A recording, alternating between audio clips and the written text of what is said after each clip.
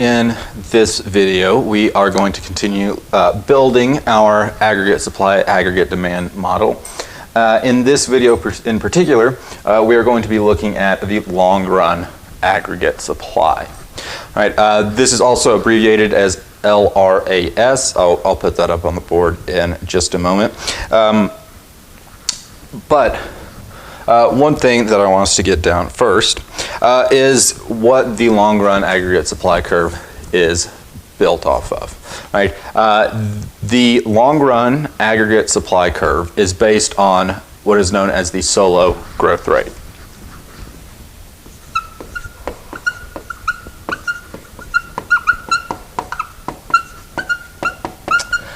Right, so the Solow growth rate is an economy's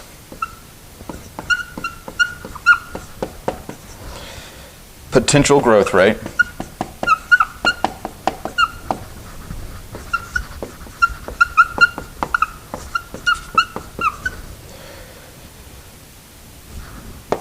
the rate of economic growth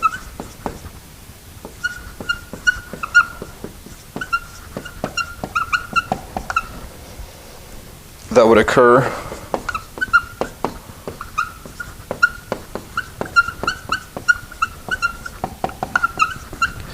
given flexible prices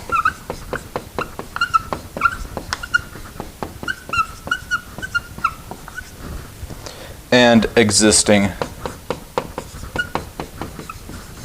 factors of production.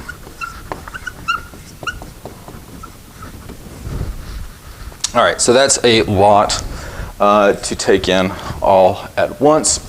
So I'm going to try to break this down a little bit. All right.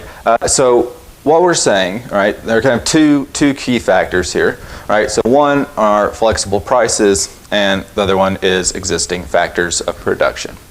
All right. So the Solow growth rate is how much would we expect an economy to grow, given the real factors of production. I didn't write real. This should say real factors of production.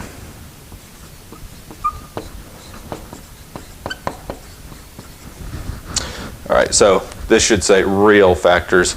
Probably would have been fine otherwise, but technically it is, well, the other way probably wouldn't have been fine. All right, but existing real factors of production.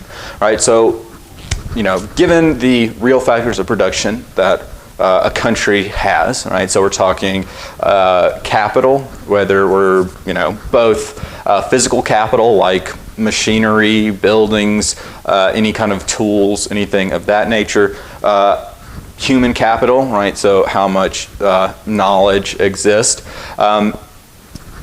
Labor, so the people that are actually available to work and their capabilities, technological level, so on and so forth. So those are those real factors of production, things that are kind of a little more tangible, right? But also at the same time, kind of, well, let's not get bogged down in that. But those real factors of production, right? Really all it's saying, again, when we say something is real, we mean that it's adjusted for inflation, right? So the factors of production without any inflation or what inflation could, if you printed yourself off $1 billion and then went and bought a bunch of stuff, we're not talking about that, all right? We're talking about the real factors of production, all right? So given those real factors of production that an economy already has, and flexible prices, so by flexible prices, essentially we just mean let the market do what it's supposed to do, right? Let us get to equilibrium, so without price controls, without anything like that, just allowing prices to move as they would and allow the economy to reach or move towards equilibrium. Right, so that is what the Solow growth rate is, right? How much an economy is expected to grow, right, or how much we think it would grow, given those real factors of production that the economy already possesses, right? And then if we introduce those flexible prices. All right, so that is what the Solow growth rate is. And the long run aggregate supply curve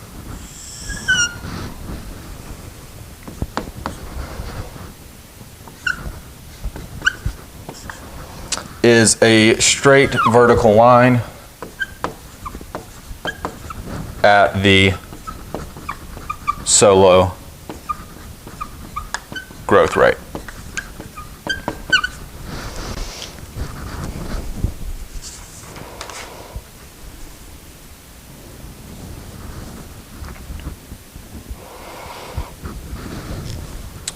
All right, so that is our long run aggregate supply curve.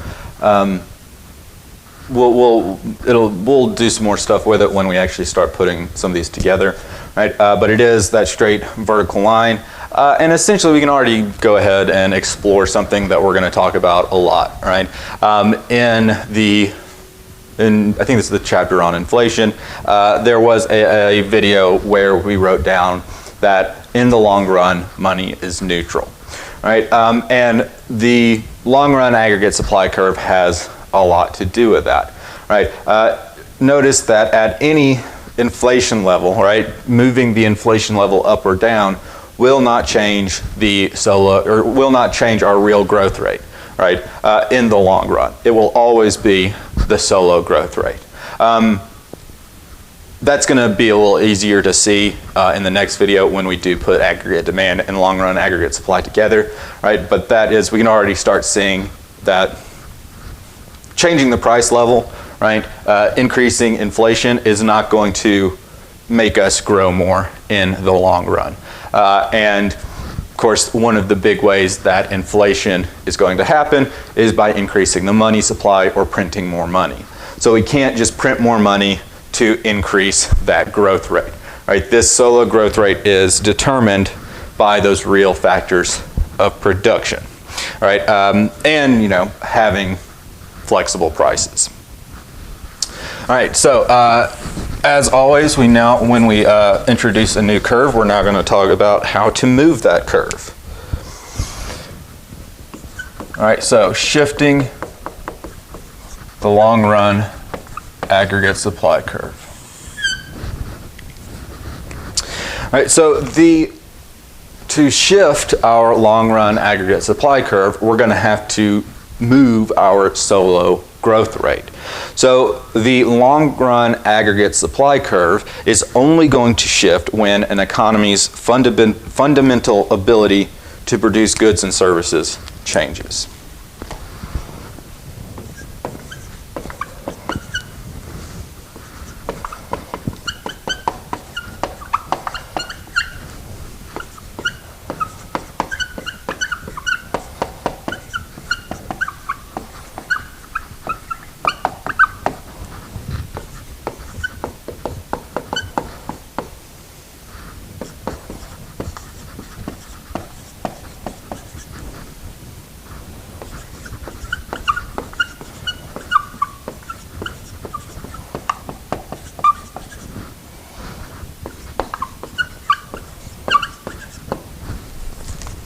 So, again, only when we get those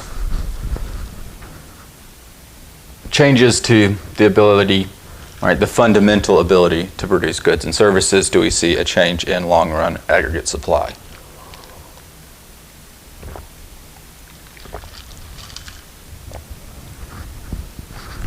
All right, we call anything that would actually do this is what we call a real shock.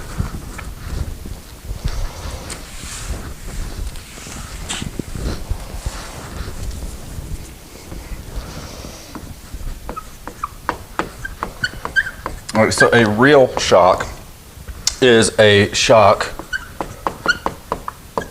that increases or decreases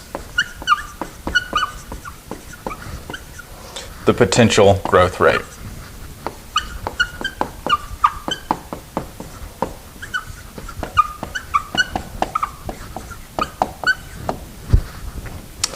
All right, and these are going to be changes to those real factors of production. All right, so changes to those real factors of production, all right, are going to be any changes to those are going to be a real shock.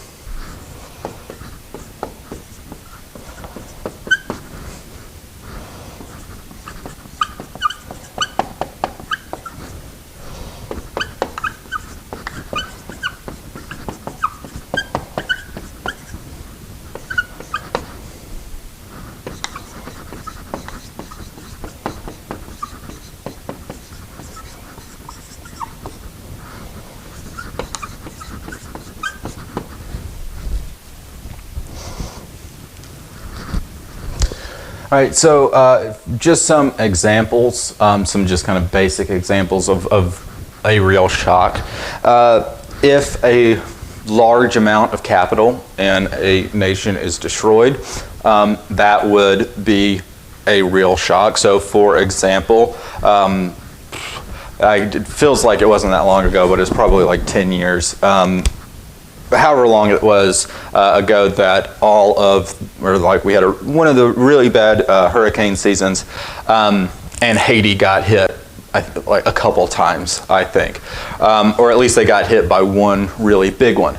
I remember seeing a report that it was like 60%, it might have been higher than that, but somewhere around 60% of the buildings in Haiti were destroyed.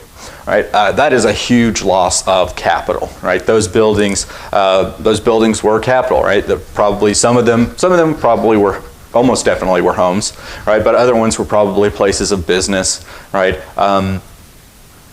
factories. All right, so on and so forth. Right, losing that is going to decrease your country's ability to the fundamental ability to produce goods and services.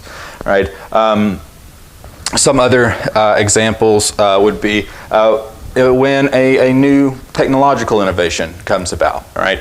So the advent of the internet, right? That was something that changed the long-run aggregate supply and the Solow growth rate probably for a lot of people, right? So these fundamental things, right? The ones that are going to affect those real factors of production. So anything affecting capital, anything affecting labor, anything affecting natural resources, so on and so forth, right?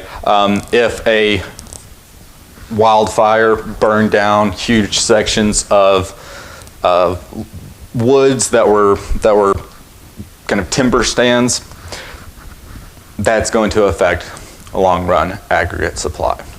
Right, probably have to burn down quite a bit to really mess up the United States. It might mess up a single states, but anyways, right. But those are real shocks. Right, those are the things that are going to affect the long-run aggregate supply curve and actually get it to shift.